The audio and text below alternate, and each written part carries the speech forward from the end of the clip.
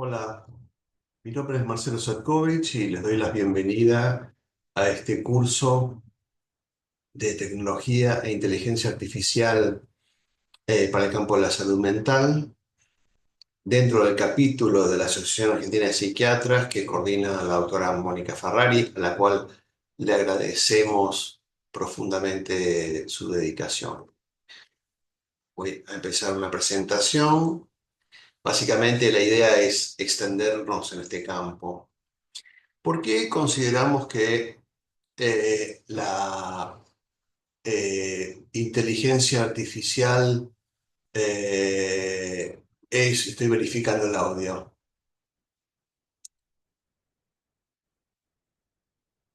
¿Por qué consideramos que,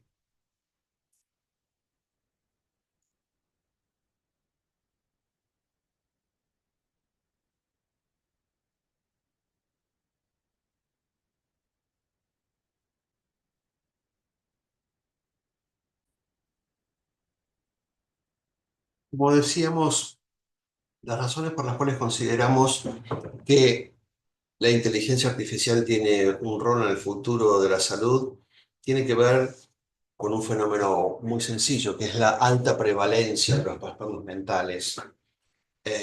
Fíjense que los datos recientes del estudio global de la carga de las enfermedades en 2019 mostró que de los 2.516 millones de jóvenes de entre 5 y 24 años de edad, 293 millones padecen algún trastorno mental y 31 millones algún tipo de trastorno por uso de sustancias, con lo cual es evidente que los recursos sanitarios para atender semejante demanda son absolutamente insuficientes.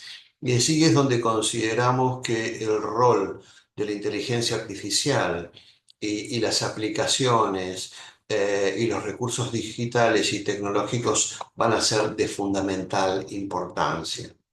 ¿Sí? Fíjense la cantidad de años vividos por discapacidad con enfermedades mentales ha aumentado y es altamente prevalente en personas jóvenes. Y vemos que la proporción de años vividos por discapacidad, sobre todo los trastornos mentales, abarca gran parte de la edad juvenil de las personas, porque los trastornos mentales son enfermedades de inicio juvenil, con lo cual la necesidad de recursos en salud mental solamente va a ir creciendo. De ahí que necesitemos todos los recursos.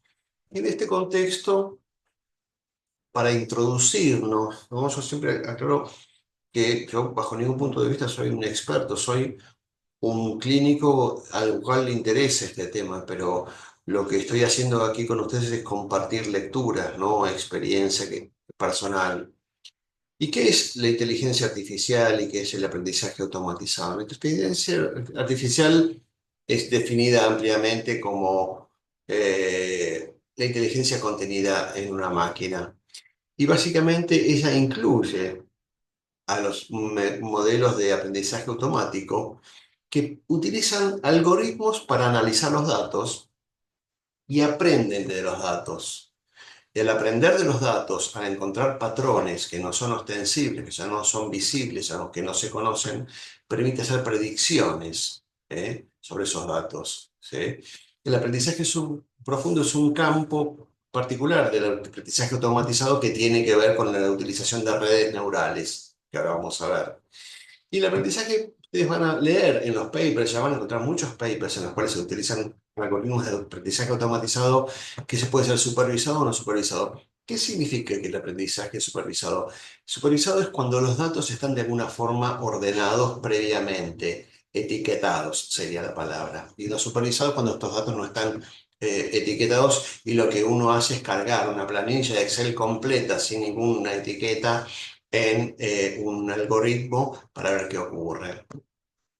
Dentro de la ciencia de datos encontramos la minería de datos, nos permite encontrar patrones útiles, ¿sí? Nos permite descubrir conocimiento. Y dentro de ellos está la analítica predictiva, que es un proceso en el cual se utilizan, fíjense qué similar es esto con lo que hace un clínico. Se utilizan registros históricos para hacer predicciones acerca de su futuro incierto. En las ciencias duras, los modelos predictivos se basan en la aplicación de principios de la física y de la química, pero en las ciencias blandas, como en los negocios, como en la meteorología, como en la clínica, el conocimiento es empírico e histórico. Entonces, la analítica predictiva nos permite a partir de ese conocimiento histórico hacer previsiones. La minería de datos es uno de los recursos, ¿sí?, en el cual son procedimientos iterativos. Estamos hablando de que esto es posible a partir de que tenemos dos cosas. La gran capacidad de registrar masas enormes de datos, ¿no?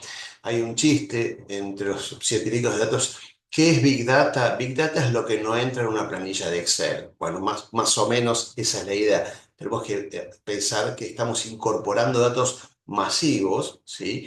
Y hay algoritmos repetitivos que pueden hacer cálculos en forma a una alta velocidad y recalcular permanentemente, y eso es lo que nos permite la minería de datos. O sea que nuestra capacidad de minería de datos, de data mining, va de la mano de la capacidad de registrar los datos, pero también de la capacidad de análisis de datos. Y eso ocurrió con la revolución de las computadoras que ocurrió en los últimos 30 años. Son las grandes computadoras las que permiten hacer estos cálculos. Es un lugar común decir que en un celular común actual tenemos mucha más capacidad de cálculo de la que tenían los astronautas del Apolo 11 para hacer aterrizar su módulo lunar en la Luna. ¿Sí? La aplicabilidad de los grandes datos tiene que ver con que los datos en psiquiatría son confiables, creemos en la clínica, pero la neurobiología subyacente es compleja y variable. Y las causas, la etiología es diversa, porque el cerebro y la conducta per se son sistemas altamente complejos. Hay múltiples niveles de granulosidad, de definición, ¿sí? Y en ese contexto, los algoritmos son óptimos para procesar matrices complejas de datos con interacciones no lineales entre múltiples niveles. Estamos hablando de grandes capas de datos hipercomplejos. Y en este contexto, el análisis cuantitativo de los datos, nosotros por un lado tenemos a la izquierda la estadística clásica, que es la que nos permite testear una hipótesis nula, ¿sí?, a través de los test estadísticos que conocemos, y por otro lado se incorpora el aprendizaje automatizado, que descubre principios generales que subyacen a series de observaciones sin instrucciones explícitas. Hay pocas asunciones formales previas y los algoritmos hacen hablar a los datos. Y estos métodos, supervisados y no supervisados, nos permiten extraer conocimiento de grandes masas de datos. Por eso lo de data mining, la minería de datos. Esto es una comparativa. Por abajo vemos la estadística que testea una hipótesis y nos dice dónde estamos ubicados con respecto a la hipótesis nula. Y por otro lado, el entrenamiento de los datos que nos permite hacer predicciones, que nos permite decir, dado Y, dónde va a estar F, dónde va a estar X en base a lo que ya sabemos. Hemos oído hablar mucho de las redes neurales y nos preguntamos qué son las redes neurales. Bueno, básicamente las redes neurales se basan en gran medida, es un modelo de análisis de datos basado en modelos matemáticos que imitan al cerebro humano. Y esto se basa en gran parte en los aportes de un psicólogo que estudió la sinapsis cuando todavía no conocíamos los neurotransmisores o las vesículas sinápticas.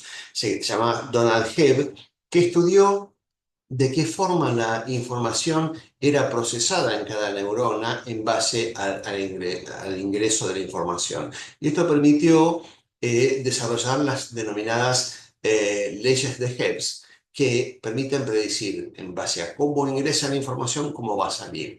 Bueno, las redes neurales se basan en estos principios, ¿sí? Y tienen neuronas, están constituidas por nodas o nódulos que se llaman organizados en capas. Hay una capa externa que es el input, una capa externa que es el output, y cuando hay capas ocultas se llaman redes profundas, ¿no? La información va entrando en cada nodo con un valor que se llama peso, ¿sí? Y en cada nodo el valor que tenemos es la suma de todos los valores ingresantes, porque todos convergen en ese nodo, ¿sí? Y esa suma ponderada, modificada, es la que produce la salida. Ahora bien, dentro de cada nodo existen lo que se llaman las funciones de activación. Dentro de cada nodo, el dato es procesado según una función que modifica, según ciertos parámetros, los datos ingresados, y de esta forma la salida va ordenando los datos. Y acá vemos cómo ingresando el peso y en la medida podemos tener datos sobre el rendimiento cardiovascular o el entrenamiento, ¿sí? Es un ejemplo, ¿sí? Pero eso se llaman este es el peso de la información y el dato se llama que sale es el dato pesado o procesado. Y estos son las funciones de activación, lo que hace cada nodo. O sea, cada nodo, cada capa va calificando la información, que es exactamente lo que hace el sistema nervioso en cada punto de relevo. La información nerviosa es universal. El tálamo no sabe que un estímulo es un estímulo táctil. Es la organización a lo largo del transcurso lo que le informa que ese estímulo es un estímulo táctil, además de la información de los receptores. Entonces, esta es la idea. Es otra función de activación muy utilizada y los, los cambios, los trabajos que puede hacer una red neural, ¿no? Una regresión logística, por ejemplo, predecir la salida. Este, eh, en la red neural, lo que hace la red neural de retroalimentación es ir calculando en base a las entradas los posibles valores de las salidas. Y eso permite configurar con mayor precisión el dato de entrada si lo comparamos con una regresión logística lineal que no utiliza una red neural. Entonces, lo que hace redes neurales es calificar la información. La primera aplicación de las redes neurales en inteligencia artificial es comprender las imágenes, ¿sí? Esa es la primera aplicación y la más utilizada, ¿sí? Entonces, vemos que en la medicina somos una gran máquina de generar datos y logramos convertirlos en información cuando analizamos esos datos. Cuando vemos un análisis de laboratorio, y eso, junto con nuestra experiencia previa clínica, nos permite convertirlo en conocimiento y toda la experiencia clínica acumulada, comprender y hacer sabiduría. Pero es muy fácil esta idea de pensar que con nuestros datos clínicos van a poder transformar nuestra mente. Esta idea que tenemos que compartir o combatir con respecto a las teorías conspirativas. Yo creo que si hay un lugar en el cual la inteligencia artificial vino para quedarse, vino para contribuir, para hacer un mejor trabajo, es en la medicina. Tenemos que ser inteligentes para utilizar los recursos.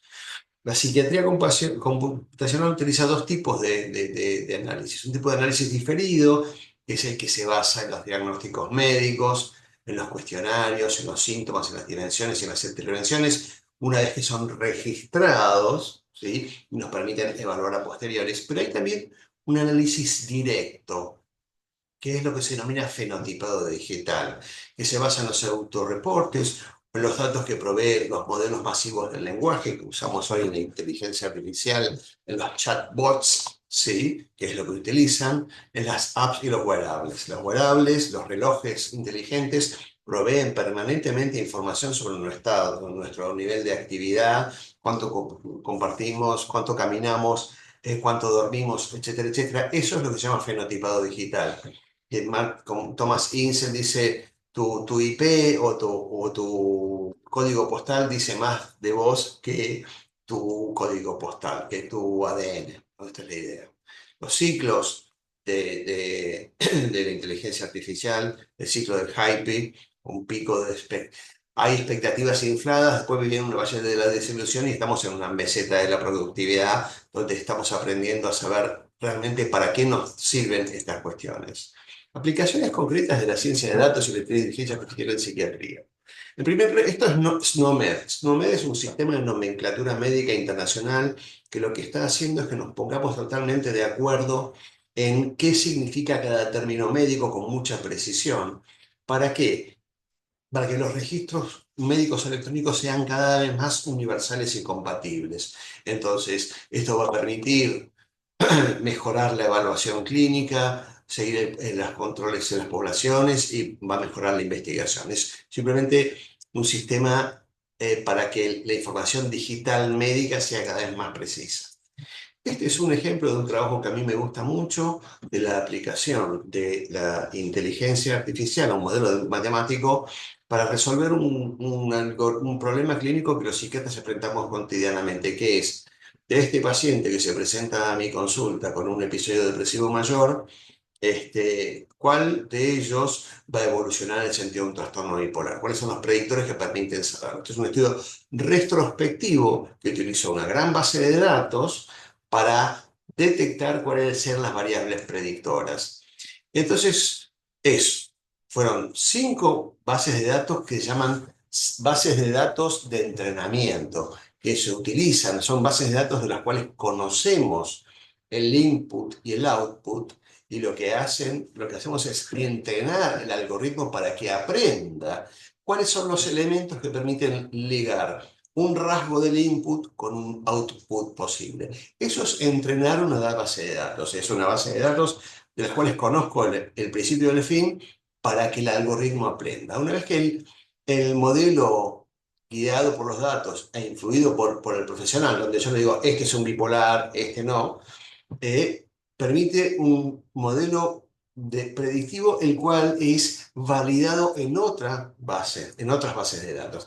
Eso lo muestro porque van a encontrar, cuando lean papers donde se utilicen algoritmos, van a encontrar estos términos: entrenamiento de la base de datos, un modelo predictivo y validación del modelo predictivo, ¿sí? Eso lo van a ver mucho, por eso es importante explicar esto. Entonces, hay enormes bases de datos, ¿viste? El tamaño de las muestras que se utilizaron para utilizar datos de registros clínicos para producir el entrenamiento. Fíjense, 2.700.000 pacientes cumplieron los criterios para entrenar al algoritmo. Y sobre esa base, por eso se habla de grandes datos, ¿sí? Sobre esa base se produjo esto. Y este es el algoritmo, que es un cálculo, ¿sí? Es un score de predicción de probabilidad de transición al trastorno bipolar según las características basales del diagnóstico. Y fíjense cuáles son los parámetros, de los 9 parámetros. Las características clínicas, las más importantes, la gravedad. Cuanto más grave el cuadro, el puntaje es más alto, los síntomas psicóticos. El historial médico. El historial, pero fíjense, dentro del historial médico, el abuso de sustancias y los antecedentes de autolesiones tienen un puntaje muy alto. ¿Y cuáles son los puntajes más altos de este score que permiten hacer un cálculo, que contribuyen a pensar en la posibilidad de una evolución ulterior? Y poner la edad de comienzo. Todos sabemos que jóvenes con cuadros graves, con intentos de suicidio, con síntomas psicóticos, son grandes predictores de evolución al trastorno bipolar. Y estos son los predictores que el algoritmo usó. Es decir, es un modelo matemático que confirma cuestiones de la clínica. Este es otro modelo que utilizó datos de estudios doble ciego para evaluar la eficacia clínica de un antidepresivo para predecir la respuesta, la tendencia a responder al placebo. Y acá utilizan una red neural, estos son los Hamilton, los distintos puntajes de la escala de Hamilton, y pudieron ver que definitivamente algunos ítems eran muy predictores, si cambiaban muy precozmente, em, predecían la evolución o la respuesta al placebo. Simplemente un testeo de gran valor para el futuro de aplicación en la clínica, porque estaríamos en condiciones de acortar los tiempos. Y este es otro ejemplo en el cual se utilizó el fenotipado digital. En el ambiente académico de los Estados Unidos hay mucha preocupación por la salud mental de los estudiantes universitarios porque tienen muchos problemas de ansiedad y depresión. Entonces, los sistemas de counseling, de seguimiento psicológico que ellos utilizan, no dan abasto. Entonces, estos investigadores hicieron este experimento. ¿Qué es lo que hicieron? A un grupo de estudiantes les pidieron que contestaran unos cuestionarios. Estos son los famosos datos activos que veíamos antes: la GAD-7 para ver la ansiedad, la PHQ-9 para ver la depresión, la escala de California de riesgo de suicidio, calidad de sueño, pero también les pidieron autorización para acceder a sus datos pasivos de sus teléfonos: la cantidad de llamadas, la localización, el movimiento, la entropía, el desplazamiento energético, el tiempo encerrados en casa, el tiempo en pantalla y el tiempo de estar inactivos. Y esto permitió hacer un cálculo, y lo que demostró es que los cálculos em, de los datos eran tan buenos como las escalas para predecir los chicos que tenían ansiedad y depresión. Entonces, como vemos, es una posibilidad concreta que empecemos a utilizar los datos digitales, los datos pasivos, para hacer predicciones sobre la salud mental. ¿Sí? En un estudio sobre inteligencia artificial aplicada a las imágenes encontré esta frase, que tiene que ver con que los médicos tomamos decisiones en un contexto, pero la inteligencia artificial no es contextual, ¿sí? Entonces, esto es muy importante porque se produce el hecho de que el razonamiento clínico está limitado a su contexto, y los algoritmos de inteligencia artificial no siempre son contextuales, ¿sí? Entonces, el filtro ecológico que produce el radiólogo implica las características del paciente, la experiencia el tiempo, o las demandas situacionales, la percepción del tiempo, etcétera, etcétera, cosas que el análisis frío de la imagen no va a hacer. Y esto tiene que ver con un fenómeno que se denomina desbordamiento de la toma de decisiones clínicas mediante modelos de aprendizaje profundo. ¿Qué es lo que ha ocurrido? Que algoritmos de inteligencia artificial tomaron imágenes e interpretaron como parte de las imágenes cuestiones accesorias y sacaron conclusiones erróneas. Entonces, de ahí la interpretación va a requerir un modelado, ¿sí?, que incluya el componente humano para evitar este desbordamiento de claves, de, de límites. Entonces, el desajuste de límites es el tema que hay que resolver en el campo de la inteligencia artificial, tanto a nivel conductual como a nivel cognitivo, como a nivel del análisis. Es decir, cómo nosotros logramos que el procesamiento que hace la inteligencia artificial sea más parecido cada vez al contexto que evalúa, ¿sí? Porque es muy importante que sepamos que el ChatGPT no nos está escuchando, ¿sí?